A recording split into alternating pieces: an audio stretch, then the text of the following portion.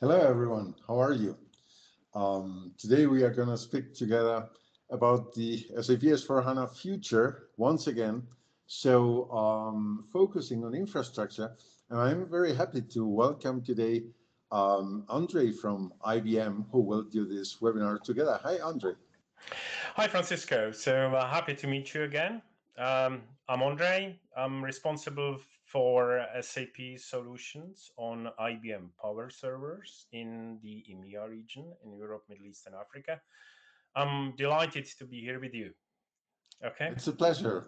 Very happy. Yes, we have been working together for the last year intensely with IBM and discussing many things about the future of SAP S/4HANA, what's happening in the market, what's happening with clients.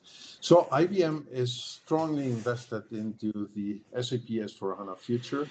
And as you may have read in the press, there are lots of projects going on the IBM side right now to support all S/4HANA options that you see there.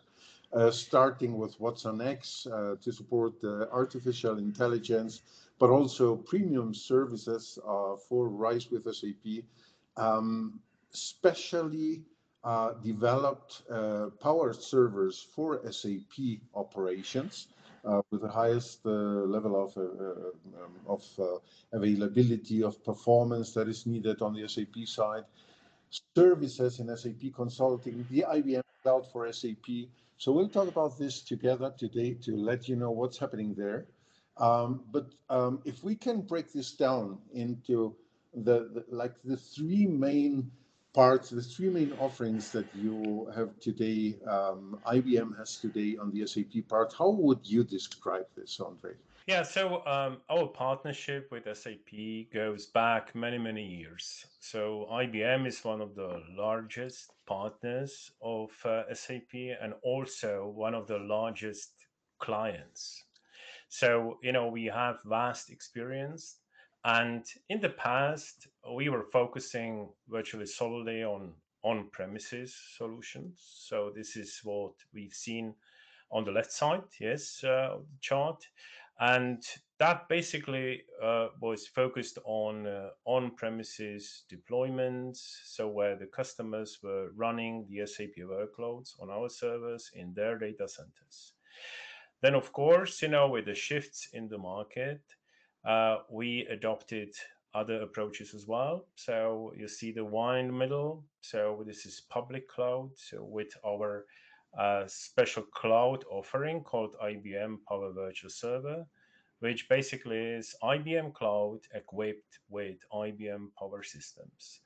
And we do have clients that are actually considering hybrid cloud approach. So they may keep some of their SAP workload on premise, some of their workloads moving to this particular portion of IBM Cloud. And then we have also the third option on the right, and that is reflecting our focus also on the current SAP strategy with RISE with SAP. So we also have coverage for that part. So we are offering with IBM Consulting special services for deployments of the clients who actually go to RISE. That's currently heavily promoted by SAP. What I think is actually what differentiates us is that we do have all these three major parts covered. Okay. I do agree. I do agree. And if you look at the market today, mostly you will find hyperscaler partners who, of course, promote the hyperscaler model. You have SAP partners who promote the RISE with SAP model. And then you have some clients, some partners who do migrations, etc., and accept that the client has his own data center, etc. There is not really someone in the market, apart from IBM, who's covering all the bases there. You can do whatever you want with us. We have the knowledge, we have the systems, we have the consulting knowledge to support you in those directions. And this is what we want to focus on. And this is why we want to talk with you today, Andre, because you are seeing all the versions. You're seeing the strong move from SAP towards Rise with SAP, but you have especially in your market all the big corporates today. I mean, traditionally SAP has been the number one outsourcer for banks. So apart from all the other businesses, like one of the sectors where IT plays the main role, a bank doesn't exist with IT. And when it comes to security, to strong infrastructure, to performance, these have been your clients for the last 30 or more years. So, and I'm interested to hear what's happening there with not only in the banks, but in the big corporates when it comes to Rise with SAP, hybrid infrastructure. Are they keeping the data centers? So let's talk about this over the next slides. But first, let's look into something. Some of the graphs that we collected over the last weeks. So about infrastructure and server architecture. Now, why is IBM strong in this market, and how is this relevant for us? So when we consider the performance, when we consider availability, when we consider security, IBM has been playing an important role. What can you tell us about this, Andre? Yeah, so this is something that our clients valued over the years. So, and this is why they keep on selecting IBM Power to run the critical infrastructure. What you can see on this chart is actually that together with our mainframe colleagues, we are at the very top. And what is even more important to think about this a little bit more deeply, not just looking, at the bars and, just comparing one platform to the other, but actually think a bit about what it may actually mean when you as a client experience a downtime. Because, sometimes you think, okay, so I don't really care, whether it's 99% availability or 99.5. However, if you calculate what it may mean to you, so how many minutes, sometimes hours, you may lose, and when your systems go down, then of course you just start thinking about where you deploy. So what do I need as a client to have the infrastructure and platform that provides this level of reliability I need and that is supporting my business. And this is what we see today very often. And our motto, from IBM is we say we meet our clients where they are. So we don't push them into any of the deployment models. So we don't push them into stay on power, stay on premises, or deploy to cloud, or whatever. So we don't do that. So we carefully work with the clients and try to understand what their priorities are in order for the platform they run on really supports their business goals. Well, all we are listening to right now is, well, you buy an all-in-one service with Rise with SAP, and it doesn't matter where your infrastructure is, whether it is on AWS, Microsoft Azure, etc.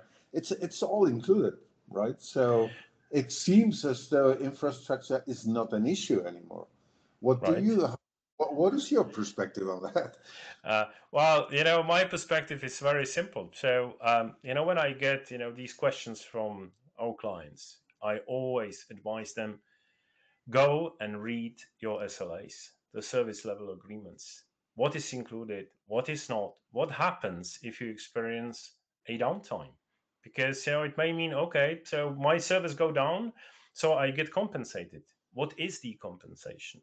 So is that additional cloud credits you're gonna get? Well, nice. It may work for some clients. However, for some others, a downtime may actually be much more costly than can be compensated with cloud credits. So what I am getting to is we advising our clients to really understand the details. Sometimes it is very difficult. Not many people want to honestly, read the SLAs, right?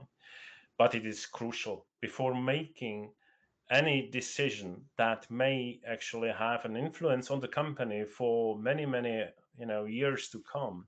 It is important to understand what you're actually buying, what is included, what is not, what happens if things go wrong. Thank you. Yes, and I think that's exactly it. And if we look at the perspectives, the options, and on this slide you can see this is something that you graph, that a diagram that you can see on our advisory kit tool on the home page, and it's about the options. It is SAP ACC where you are today, and for some companies where they will still stay for the next 5 to 10 years, because they don't see yet the benefits or the big changes that leads them to change to a new platforms. Others, in opposite, they see the benefits of the Internet of Things, of artificial intelligence, of business intelligence, things that are a driver to their business and move them to upgrade to S/4HANA, to RISE with SAP, etc. And what we are seeing here is all the options. Gartner is talking about the composable ERP, so best of breed choice. You have Oracle HCM because you like the HCM version of Oracle, but you have your core ERP system on SAP, and maybe you have your you use Blue Beyond to manage your planning of warehouse and purchases of materials, etc. So there are many options. And when we started working with IBM, this is something that we liked a lot about IBM, because it is you, the client, who must make the choice. We have been a company trying to offer you the objective analysis, the objective views on what's possible, and we want to lead on with this strategy for the future too. So when is the right moment to update to SAP S/4HANA? When is the right moment to consider RISE with SAP an option for your business or for part of your business? Do you at all want to go there? Are you still better served with local servers on your own data center or hosted by a cloud? So this is what this is all about. And I was provokingly saying, well, infrastructure is not an issue anymore. And traditionally, some companies perceive IBM as the infrastructure provider. Now, this changed many years ago already. Look into this. What we are talking about, it's about clouds. It's about hybrid infrastructure. It is about software. It is about migration. But this is what we will be talking about in the next minutes. And if I want to give you one message today, and I have been repeating this all over the last year, is look into the details. So what are you buying? Who do you want to buy the software from? Who do you want to buy the infrastructure from, the services, the migration? Look into the details of the service descriptions, the service level agreements, the server descriptions, the subs index. So what performance are you buying?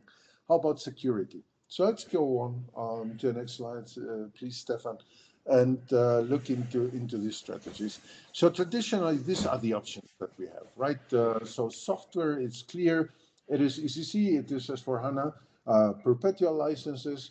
It is the all-in-one offering from SAP, where they combine the S/4HANA licenses with subcontracted services and infrastructure from hyperscalers.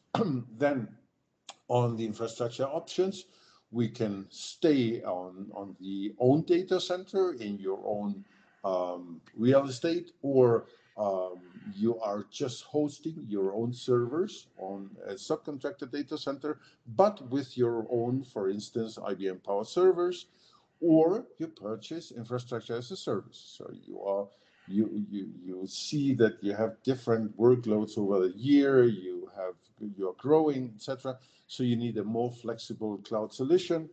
But you could also contract the IBM Cloud directly, and then the services. So you have, when you are on the perpetual licenses, no services included in the contract. When you go to RISE, there are basic services included in RISE. On the S4HANA, and if we compare all the options, you can have your internal services. Now, what we are seeing with clients today is whether you have outsourced your SAP support, SAP basis, to a company like IBM Consulting here, to KPMG, Deloitte, Accenture, whoever is on the market, or you have your internal people, this won't change heavily in whatever option you choose, whether it is SAP S/4HANA Perpetual, RISE with SAP, etc. Now, you could, though, replace part of these services with these SAP Cloud Application Services, which are on-demand, not dedicated services. For smaller clients, very often an option. For the bigger clients, not that much. And now we have the IBM Premium Supplier option. What is this, Andre? This is a special offering that started with actually when IBM was about to kick off probably one of the biggest corporate digital transformations in the world, where IBM itself started transforming itself, with RISE SAP, right? So, and that assumed that we would get a trained arm to perform such a transformation. And logically, it was IBM Consulting who was that arm. So this is how it started. And then the partnership with SAP was extended in a way that IBM, and namely IBM Consulting, could start offering RISE services to other clients, not like internally only to IBM itself, but also to external clients. So this is what we're doing today, because we do recognize that for clients going from the, let's say, previous SAP deployment to RISE, it may actually mean that it be quite demanding and complex, and consultancy services might be needed. And this is where IBM Consulting comes in, and this particular offering plays a crucial role. So we do have clients that recognized, the complexity of move to RISE, and they went to IBM Consulting to help them to actually start and continue their transformation with RISE. So that is something that we as IBM thought might be important, because as I said, we actually trying to move, actually to meet the clients where they are and help them move wherever, if I put it this way, they want. When we look at this slide, and it's always difficult to find the right way of displaying things. We want you as a client to understand that whatever you talk about when it comes to IT, it is, you should keep a global view on it. So software, and especially standard software, is a part of it. And of course, the ERP system is, for many companies, a core application system in their strategy. It is important, no question about it. But what makes a successful operation of an IT department? So if you would ask me, the first thing that I see are the people, and the people who offer the services. So it is about service quality. And then you need to back this up, infrastructure and software that brings this into form and that standardizes this. Now, when we talk about the future ERP strategy, it won't be different. Now, what is an ERP strategy? It is a software, of course. It is. We have the clean core strategy of SAP, which I like very much, like keeping up all the bulk of changes away from the software and transforming them into add-ons instead of changes, to make the update process much quicker, much more efficient. Love that. Then we talk about performance, availability, and security. So, I mean, it doesn't matter how good your software is if your servers are down, and if they are down every week, or if every time you're doing a transaction, you are waiting a minute because the system is not their response time, its response times are very bad. Then, now how big is SAP in your company? Is this 80% of your application landscape, or is this 10%? Because this is a big difference, right?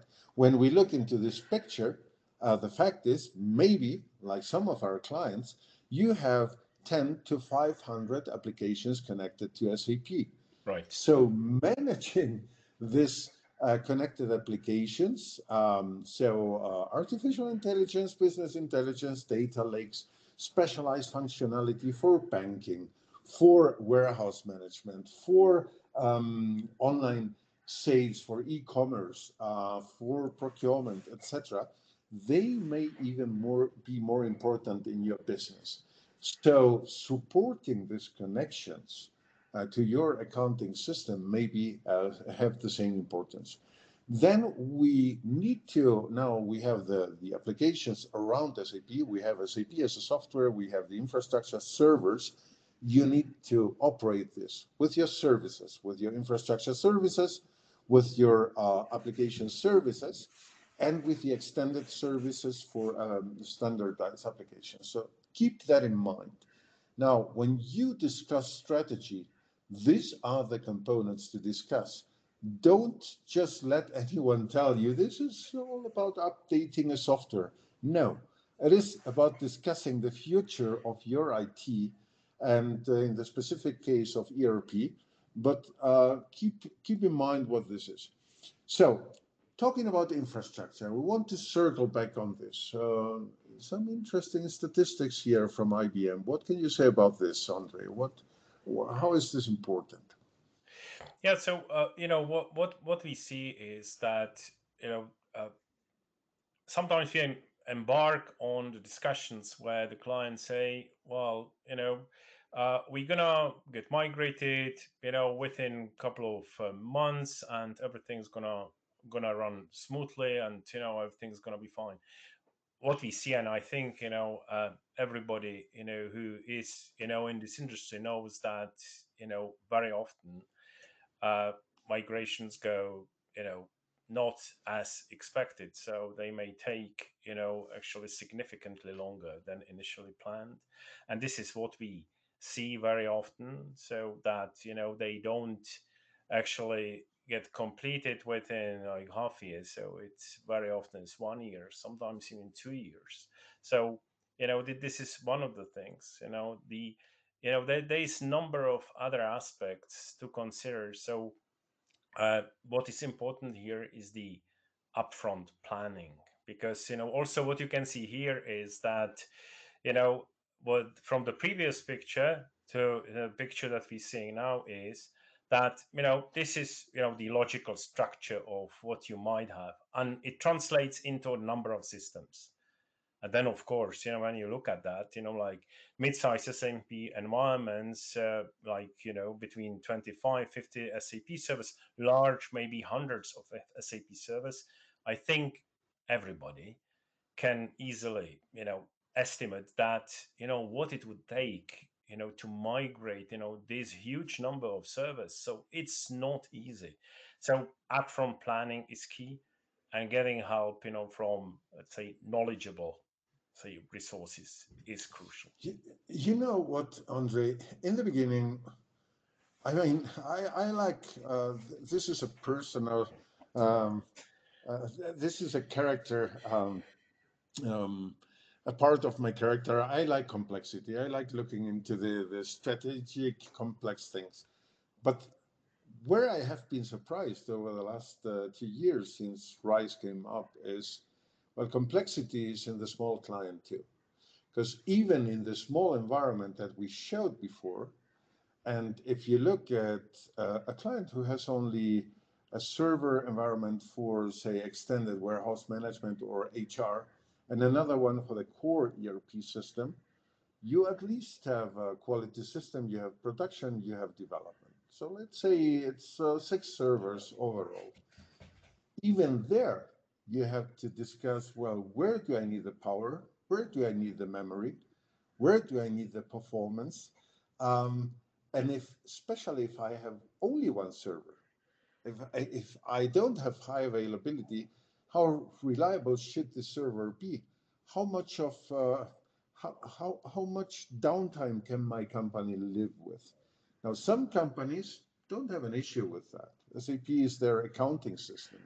Other companies drive all their business with SAP. It is the core system. And not being SAP being down means them not processing any orders, so not delivering and losing business immediately.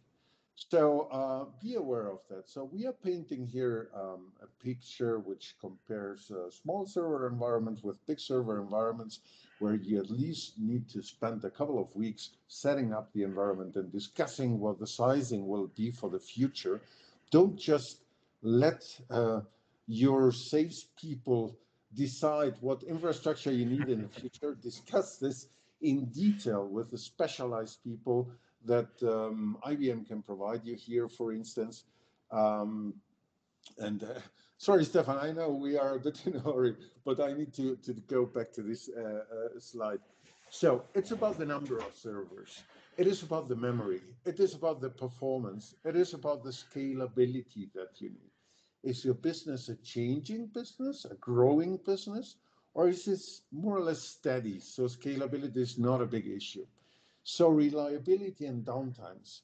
I encounter all types of clients. Clients that have very low service levels and don't have an issue at all with this. Hmm. And other clients, well, one big rail company in Mexico and the US that we were speaking with, who just told us, well, downtime is not an option in our company. We have high availability, disaster recovery, everything that is needed, and we have had this for the last 10 years. Lowering the service level is not an option. So server security, data protection, avoidance of attacks, this is especially in Europe a big issue, right, Andre? Yeah. How important is this for European clients? What do you encounter there? So we always have this discussion between especially the German clients and the data protection things, like how far can I and do I want to put my servers in the cloud? Is this still an issue in Europe? It absolutely is. It's very much depending on the industry, of course, because some of the clients actually say, okay, so we could actually move a significant portion of our workloads to cloud because we might not actually have any hurdles to jump in terms of be that regulatory reasons or any other data protection. However, of course, you can easily imagine what industries that are so where there is very much, well, very great extent of the regulatory dimension that needs to be brought into account. And it is an issue, of course. These clients keep saying, no, no way we would put our mission critical workloads to cloud, be that non-rise, be that rise, but cloud as such, because for them, keeping the data and even the applications on site, on premises is key. So again, we mentioned that during this discussion several times already. So it is very important to understand, what the clients want to achieve, what clients they want to serve. So, and then, make an educated decision before actually doing something, you know, not thoughtfully done. And, because it might be actually very difficult, to go back. And we have such clients who made a move already. And now some of them are really, I'm hesitating to use the word desperate, what they need to do in order to go back, at least partially. So, I wouldn't suggest think twice. I would suggest think 10 times, 20 times before making, such an important decision. Very well. So let's look at the next slide. Um, I This may be perceived as a provoking slide here, and it somehow is, but I fear this is also reality. Now, this is not an SAP proposal. We are comparing here a client situation. That's a client who's spending roughly 700,000 euros a year on infrastructure, real case. Now, if you just take the SAP price list for RISE infrastructure add-ons and try to achieve price the same number of servers, the same amount of memory for production, for quality, for this is what you come out with at a 50% discount, at a 75% discount. Now, eventually, SAP will do it differently when they put together an offer and offer other discount levels or configure your infrastructure differently. We've been talking about the importance of sizing your infrastructure correctly, and this is the consequence of not doing so. So I think we have two factors that we are seeing here. SAP is new into the infrastructure, in the infrastructure business. They have put together a price list that tries to match the needs of small and big clients with t-shirt sizes for infrastructure combinations that combine databases and application servers at the same time, but also the agents, etc. It's a difficult task.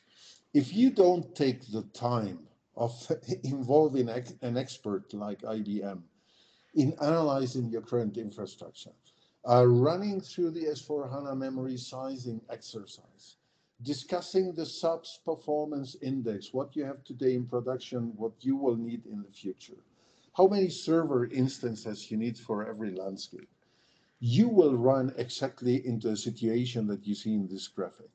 And a completely inviable option for the future, be it S/4HANA. Just this morning, 1 hour ago, I was discussing with a client an S/4HANA perpetual scenario, which looked fairly the same like what you're seeing here. The client spending today, say, 1 million, and having a plan where he's to spend 10 million in the future. Something's off with this. Something's not well discussed, not well analyzed about the sizing. And it becomes even worse when you move to RISE if you haven't done that. So whatever option you choose involves someone who knows all the options, knows the differences, can talk with you about performance, about sizing, about availability, service levels. This is what we are trying to do, and this is where we started the partnership with IBM. So VOQUZ Labs is weak when it comes to infrastructure. I do have a level of knowledge. My consultants have a certain level of knowledge. We are weak. That's not our focus. We don't know about that. We don't do migration projects to SAP S/4HANA. We don't know about availability service levels that much as IBM does. And this is how we came together. On the other hand, we have the best knowledge when it comes to business models, to software license management, to total cost of ownership of SAP. And this is how we came together with IBM, and we set up these two project models, the IBM Essentials and the IBM Advanced Advisory Cube projects. So it is all about the sizing. IBM does the system sizing exercise for you. So we have an offering where we have the consultants from IBM looking into your current situation and your future situation, discussing performance, availability, memory, storage, high availability, disaster recovery, backup strategies, maintenance services. Do you want to talk about this with a software manufacturer? Really? Or do you want to talk about this with an expert like IBM? So we are the experts on the other side, on the license part. And this is where we contribute and work together. We know about contracting terms and conditions. We know about pricing benchmarks. We know about the licensing strategies that are there. So talk about this. These are two project models that you can obtain from the combined offering of IBM and VOQUZ Labs here. That you can contract directly with us or with IBM in the future. And let's get into that. So going back to what this is all about, we want to provide you with a global perspective on this decision that you're making that will have an impact over the next 10 to 20 years of your business. I was just yesterday talking with another client who just implemented SAP S/4HANA Perpetual. Well, in fact, is still in the process of implementing. Well, their depreciation financially of the investment that they made is 8 years. SAP was asking them to move to RISE with SAP, and they haven't yet started the depreciation. So you just made this investment. How are you to lose this depreciation? So these are the questions that we need to take into consideration. These are the options. Andre, if you were to sum this up with like, I don't know, 2-3 core messages on what you see with your clients, what are the key aspects that the key messages that you would want to give them when discussing their SAP S/4HANA strategy or the future of their ERP system, what would they be? Yeah, so what we can see here on this chart is actually what summing is up, right? So I would strongly suggest don't do that alone. Whenever you actually evaluating your future steps, and this is not only about your SAP deployments as a client, but also about the rest of your IT, as you rightly pointed out earlier, right? Because you have a number of applications that are connected to your current SAP landscape. So seek a reliable and trustful partner who can support the strategic decision, around SAP and around, your IT as such, right? And I have to say that we are happy to have VOQUZ Labs as a partner because, we were looking for a partner who can provide, services like that. So this is one of the crucial aspects.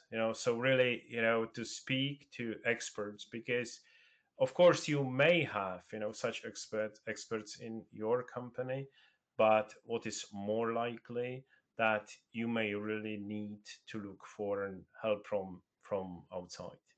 And think about that in a way that the decision that you're going to make now in terms of your future steps, it will actually influence not only your IT but the entire company for many many years to come, right? So you will need to get help on the current infrastructure, on this SAP service portfolio. You need to be able also to compare the TCO of the SAP's offering, so, and this is something where our joint activities I think fit nicely. So as you said before, so we more from the infrastructure perspective, you from the advisory perspective. So I think this is something that is really crucially important. Thank you, Andre.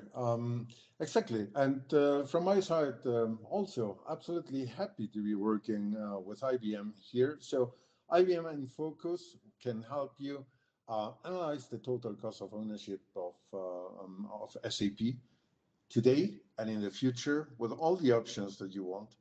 We don't want to push you in any direction. We want to cleanly analyze all the options and show you the paths that you can take, the implications of every path. Count on our expertise here. I think it's worth it. You will get more insight, a better perspective into the options, and make better decisions about your future. So I think with this, thank you very much, Andre, for taking the time Thank you to too. support us. It's a pleasure. I'm always very happy to hear different perspectives of other companies, and especially such a big company like IBM with these years of experience in IT. It's really an enrichment for us. So let's go over to the Q&A session. If you want to know more about what we've talked about, the implications of infrastructure, of services, migration paths, etc., please send us your questions now, and we'll be answering them over the next minutes. Thank you very much for participating so far, and let's turn over to the Q&A.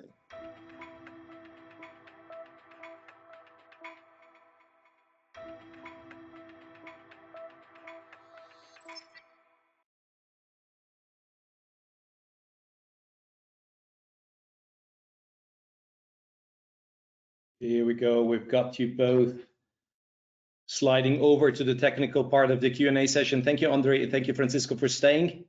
Hi, everyone. My name is Stefan. I'm sort of driving the tool in the background, and I'm going to try and manage the questions so we get the most out of this Q&A session. Then, before we go on with the questions, we'd like to go through a small survey. It consists of 4 questions, pretty straightforward, simple ones. And don't worry about the compliance, they're anonymous. It's just about us here in this small round having an overview where you all stand on the topic. I'm going to hit it straight away, and we're going to try and make it quick and funky. I'm going to put the question on the screen now, and you should see it now. The first one is checking your SAP infrastructure to enhance the performance of your subsystem a priority in your company? So I suppose it's going to depend on what department you're from. If you're sort of IT, it might be more obvious to take care of that. If it's on C-level or in an economical system, it might not be. I'm going to leave this open for 3 more seconds, and I'm going to show you guys the results, and we can have a short chat about it. Closing in 2 seconds from now and showing you the results. First one going to Andre. Do you think this is typical? 70% saying yes, 30% no. I'm not aware of this. How does this differentiate from various departments in your opinion? It very much depends on who actually is making the buying decision first, and second, who is really in charge of operating and managing the information systems within an organization. And we do see various patterns in that. So we do see organizations where really the IT department is actually in control, and they actually run the assessments, evaluations, and of course attempting to optimize performance of the infrastructure. We also do see organizations where it's actually quite opposite, where the buying decision is made in, for instance, the financial department, and the economic kind of variables come into play. So, and very often it happens that there is ongoing discussion between the IT department and, for instance, finance, where who prevails, basically, if I put it this way. So, if that's, more, in the economic aspects, or if really is that the optimizing of performance of your current infrastructure. Thanks for that. I'm going to jump to the second one. The second out of 4. I'm going to read it out. Do you feel confident to audit your company's SAP infrastructure with your current team and tools? So, do we have enough people, not even talking about competence, but you have enough people and do you have the right tools to do so? I'm going to leave this open for another 5 seconds from now. Sometimes it's also about the capacity. Sometimes it's about the awareness. I wonder what you say to this, Francisco, when I show you the results. Closing now. And this is interesting. 60% say yes. Actually, I'm fine. Do they think they are, or what's your experience with the customers? We're quite new to the infrastructure topic now, pairing up with IBM. What's your take on this, Francisco? I think that there's a very heterogeneous situation from one company to the other, in fact. So when we start discussing the options of the future of SAP with a company, we find highly automated and modern environments with new infrastructure, people who have a good hold on what they have. We have seen companies who have a historically grown infrastructure extremely oversized because of just never taking time to do a proper inventory and rejoining, merging, reorganizing the infrastructure. And then we see smaller companies very often who haven't really thought of the fact that HANA has increased requirements. So whether you go to HANA or to RISE, you need to rethink how infrastructure would look like in the future. So yeah, I think it's 60-40. It is a mixed result, and this reflects what we see on the market.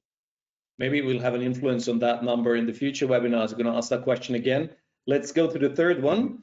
And the question is quite a typical one, if you ask me, and I think this is slowly changing, slowly but surely. Do you feel RISE with SAP is the only cloud alternative? And I'm not talking about the people who have listened and been attended this webinar now and they know it's not, but all this also includes, do you think this is SAP pushing you towards that direction? I'm going to leave this open for another 5 seconds from now.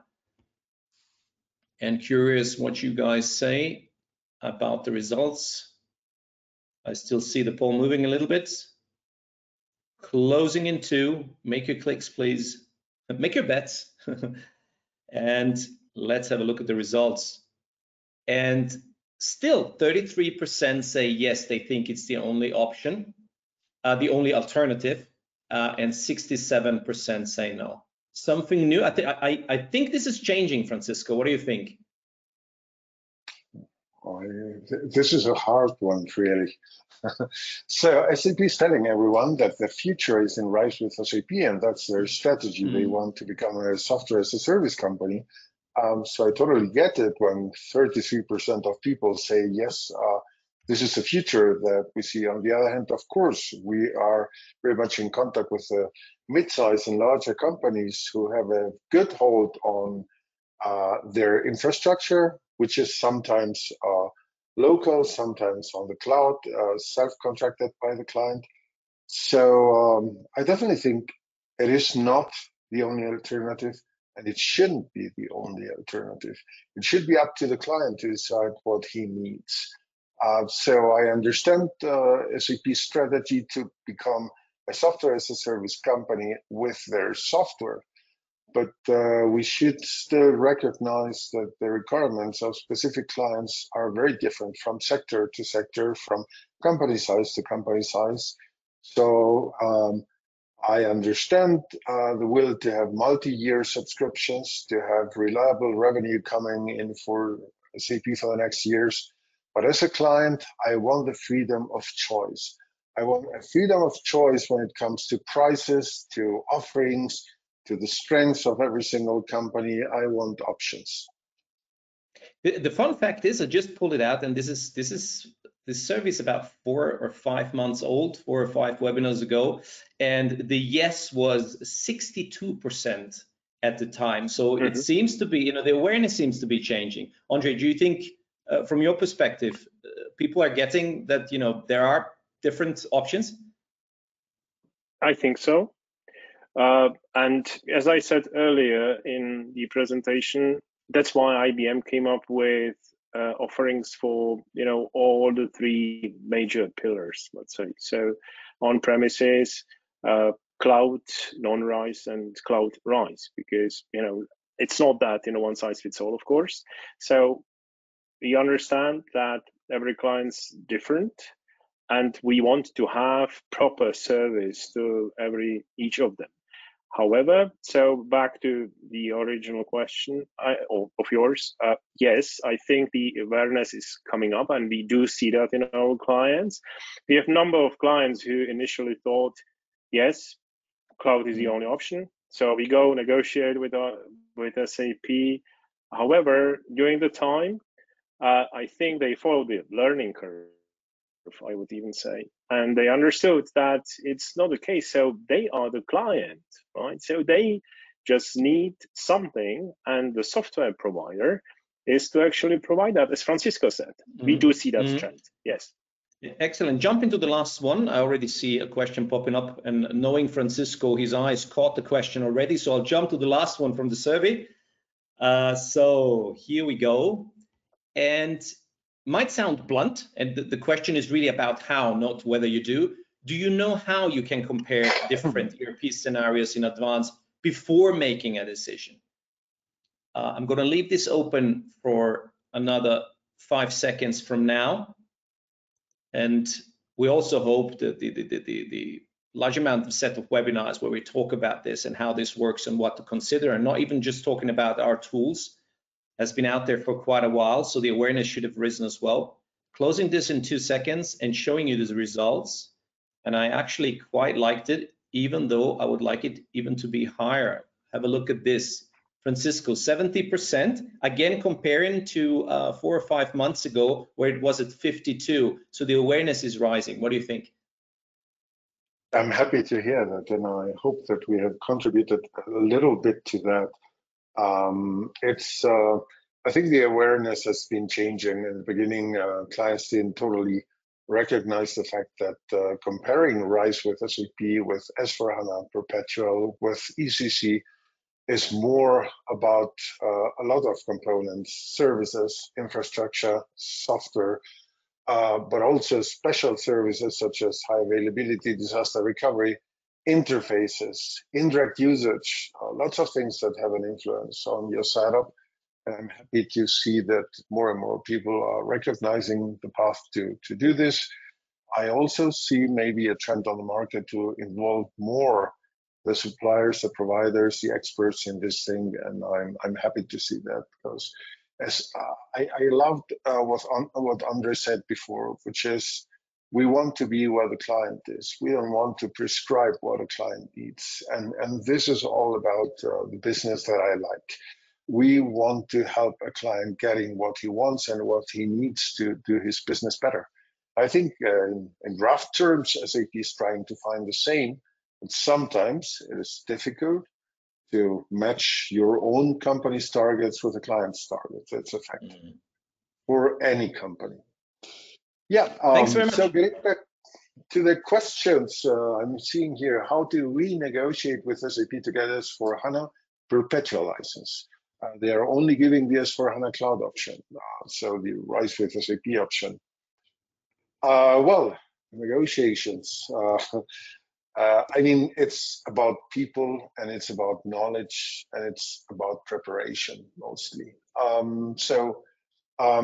We are currently helping around, I think right now, 5 clients who have already decided before the preparation even started that RISE with SAP was not an option for them.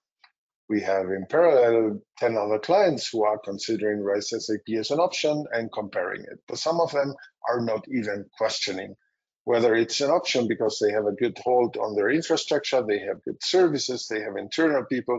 In particular, I have a government client who has, government officers taking care of their SAP services, infrastructure services. People, you can't terminate the contracts, so they won't give away service management to anyone, any outsiders. They have their own data centers, their own power supply, their own telecom supply. So it's just not an option. And that's what happens. How do you get to negotiate that with SAP? Well, SAP is not deaf. Even though when you only listen to marketing messages, it may seem as though RISE is the only option. If you are very clear about your needs, about the needs of your company, and explain well to your SAP people what you need, then you will get them to sell them whatever you need. And if your key account manager is not listening, then you maybe need another key account manager. But it is not SAP's strategy to prevent clients from getting what they need. That's not the point. It's sometimes also a point of putting your own needs in front of the needs of a manufacturer. How do you see that, Andre? Yes, I do. I do see personally number of clients who negotiated their deals with SAP walking in, offering only cloud options. And during the negotiations, the client was able to articulate what they actually need. So it sometimes ended up in the client signing part, to cloud, and getting additional perpetual licenses as part of the deal. We do see that scenario very often, honestly. And especially with clients who really were like going 100% to cloud, and then they managed to find a compromise. What is important though is that the company needs really knowledgeable and skilled people to be able to lead the discussions with SAP. If the organization doesn't have, this, squad of people, who are able to do that, then of course, the negotiation position with SAP will be much worse. But this is exactly where IBM. Sorry, go on, Andre.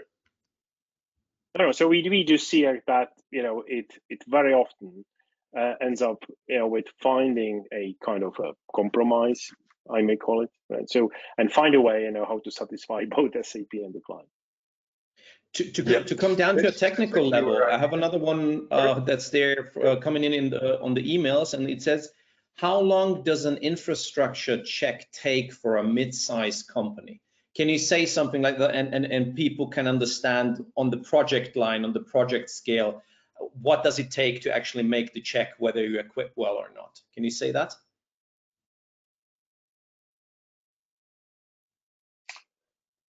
Do you want to answer that, or do you want me to answer that, Andre? Yeah, start with that, and I may complement. Yeah, so I'm just thinking. Yeah. Go ahead. So, what do we see? I mean, it's difficult to answer in a generalist way, of course. I mean, we have found clients who it's about have the roadmap. more than 1,000 servers with SAP, and others who have one server, right? And of course, the task is very, very different. I think you should assume that if you are a mid-sized client, you should at least, and it depends also very much on the inventory that you already have and the documentation that you have on your existing infrastructure for SAP, on whether you have a performance assessment, on whether it is totally outdated infrastructure or recently purchased infrastructure. The level of knowledge is different. But in my opinion, the whole project that we are doing together with IBM of getting the TCO scenarios to prepare your future strategy and negotiations with SAP take mostly something between 2 and 4 months. And we managed during that period to get the infrastructure data, the infrastructure architecture assessment that we need. Sometimes it is a question of 3 weeks, sometimes it is a question of 3 months, but mostly within the 3 months duration of the project, we get to do that. Yeah, I would sign that. Yeah, so I agree. Yeah, so this was the whole. Maybe I would add to that we kind of were looking for a partner who could fill in the potential gaps that we have on our side, right? So we are primarily infrastructure and cloud infrastructure guys, and we were looking for a reliable partner who could look at the deals and projects from other perspective, and that's why we started working together, because you nicely fit in, and we launched the joint project so that we could look at the things from different sides, and we complement each other. In fact, what surprises me every day is we are doing on a daily basis those advisory review projects to assess the future total cost of ownership of SAP and prepare the client's strategy and negotiations. And I get to see in every project a new situation. I couldn't say that everything is similar. Sometimes you have issues with the setup of the discounts and the software part. Sometimes a client has outdated infrastructure that was extremely expensive. Sometimes we find a situation where the RISE infrastructure is priced at 5 times as much as what the client is paying today. So every single situation is different, independently from whether the client is small or big. It does pay off to take the time to investigate this in detail. As said, I'm talking about some project durations of 3 months. For a project that has an impact of millions and 5 to 10 years of duration, just take the time, please. It's worth it. We can help you spending your money on exactly what you need, sizing the environment exactly as you need it. So it's still interesting for us to look into what we are seeing there. I have a last one for you guys, and I think this is actually mostly going to Andre. It actually requires, let's call it salesy and even psychological support. It says, I'm going to read it out as it is. How should I, as someone on the technical side, highlight the importance of taking care of the infrastructure to the C-level? Interesting. This is something that meets you on the sales level every now and then. So what's the argumentation there? This is what we, of course, encounter very often, right? And it goes back to what I said at the very beginning. In the past, we were having the IT departments looking after IT. They were making decisions. They were doing all the evaluations. They had all the technical knowledge and skills to be able to do that. And we very often see these situations where we have the technical departments feeling they kind of not maybe isolated, but they find very difficult actually to go and persuade the C-level. They should pay attention to different aspects of the future IT strategy. So what we always advise is that they simply need to find a sponsor who could help you do that. Every organization has such a sponsor, potential sponsor, I believe, and you simply need to go to your manager, go to folks in other departments, simply find a way, because it is important. Sometimes you have just a couple of minutes to persuade the C-level executive to listen to you, of course, right? So make the case, think it through, find a sponsor, and push that to C-level. And we see very often, once the proper conversation starts and C-level guys start listening, then the situation actually starts turning around in a way that the client is more ready to make the right decision.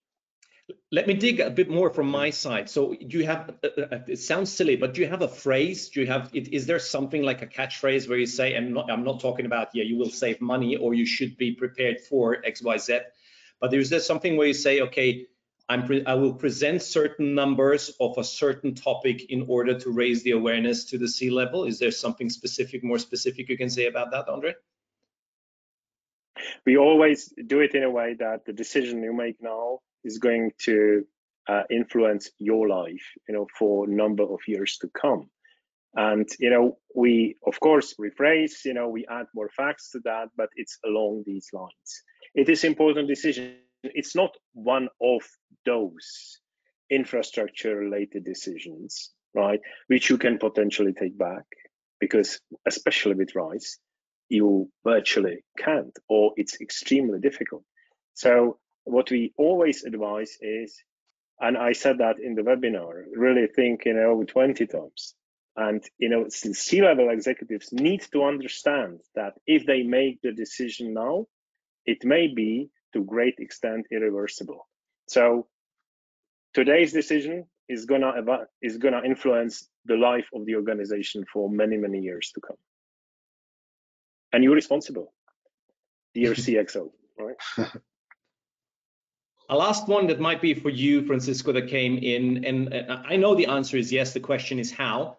Can you help us check an SAP offer which doesn't read like an offer? So it sounds like people are receiving plans on what to do without really being asked a question. It's more like something, this is what you need to do, and we're telling you rather than we're asking you. So can we help them check that and get on the fact side? Yes, we definitely do. That's an essential part of our offering. And it is, I thought when I started in this kind of consulting like 15 years ago, it would be about the pricing and discussing discounts, and it is not. It is not really. It is about the content.